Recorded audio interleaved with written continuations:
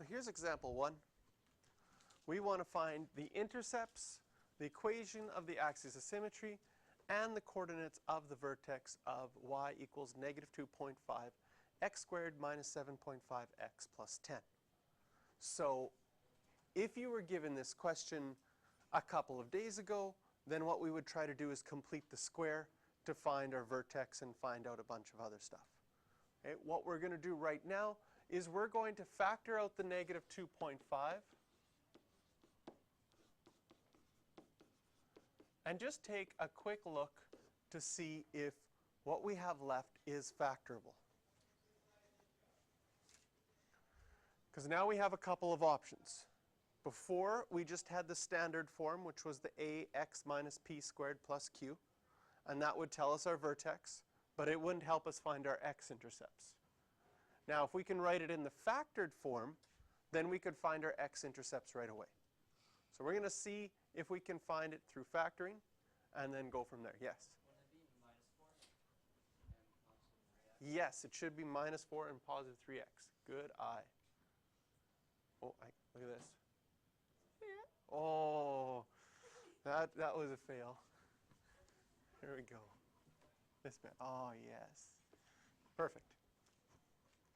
So now we check inside. Sure enough, for finding, it does work. We can go plus 4 and minus 1. And that factors nicely. So as far as finding everything we need to find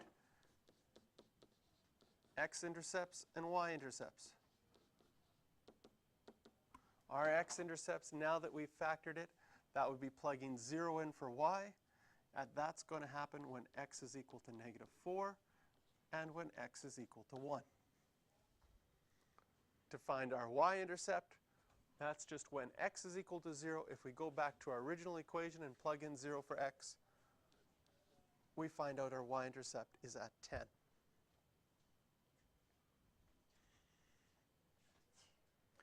If you can find your x-intercepts that easily, then you can find your axis of symmetry because it has to be between negative 4 and 1. And it's just the average of those two. So my axis of symmetry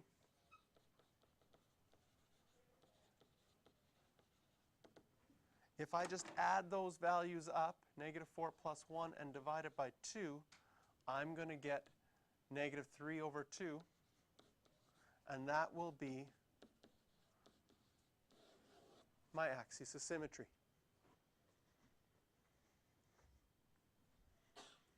To find the coordinates of the vertex now, normally we found our coordinates of the vertex by completing the square and changing it to standard form. We could do that again.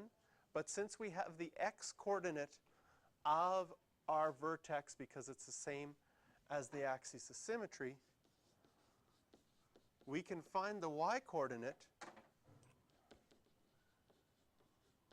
by plugging in that x-coordinate.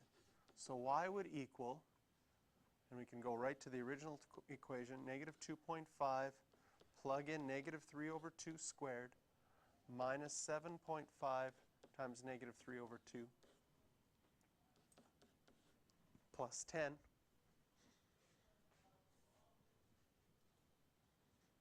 And if we plug this all in, I looked at the bottom of the page and it said 15.625. I'm going to trust the bottom of the page.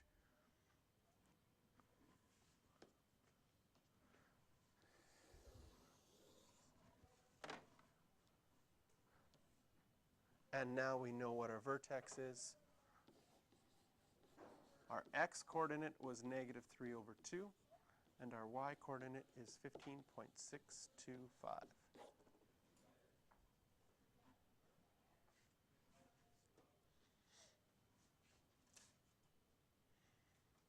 Yes? So it doesn't matter if one's a fraction and one's a decimal? It doesn't matter if one's a fraction and one's a decimal. And would you rather have them in fractions? I like them better in fractions. But the 15.625, as far as seeing it on the graph, it's easier to imagine where 15.625 is rather than, if we go to our calculator and figure out what is that as a fraction.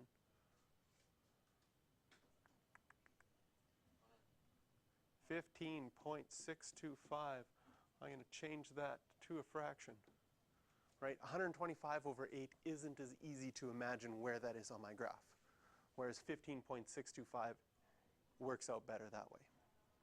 Sometimes the nice thing about fractions is if it was a decimal that kept on going forever, then you'd have to round it. Then your answer is somewhat inaccurate, whereas the fraction is better. You might want to write this one as, you could write it as a mixed fraction, 15 5/8, because then it would be a fraction, and you'd at least be able to imagine where that is. I'm getting 16.75. All right, I can check your calculations there to see where they might be going wrong. Questions you can do for this one are 3, 4, and 5. And would you guys like to see the completing the square just as a review for this, for finding the vertex that way as well? Okay. So I'll do that and then I'll check your calculations. Okay. So we had negative 2.5 x squared minus 7.5 x plus 10. And up till now, we changed things to standard form. Remember that standard form looked like this. And whenever something is in standard form, you can tell the vertex right away because the vertex is always P comma Q. How did we complete the square again? We started by factoring out the a value out of the first two only. So that would leave me with x squared plus 3x. Then we had our 10 outside afterwards. We left space so that we could change it to standard form and complete the square. So we would have to divide this by 2 and square. Dividing by 2 would give you 3 over 2, and squaring it would say I'm going to add 9 over 4. That 9 over 4 gets multiplied by this negative 2.5 in front. Again, anytime you go to decimals, your math becomes harder with mental math. If you go to fractions, so if I change negative 2.5 to 5 over 2, your life is going to be easier. I know it's hard to believe that fractions make your life easier than decimals, but it's true. Because now if I multiply 5 times 9 and 2 times 4, I'm going to get 45 over 8. And I've actually subtracted 45 over 8. So over here, I'm going to need to add 45 over 8. Now our equation becomes negative 5 over 2, x plus 3 over 2 all squared. 10 is 80 over 8, plus 45 over 8 is 125 over 8. So our vertex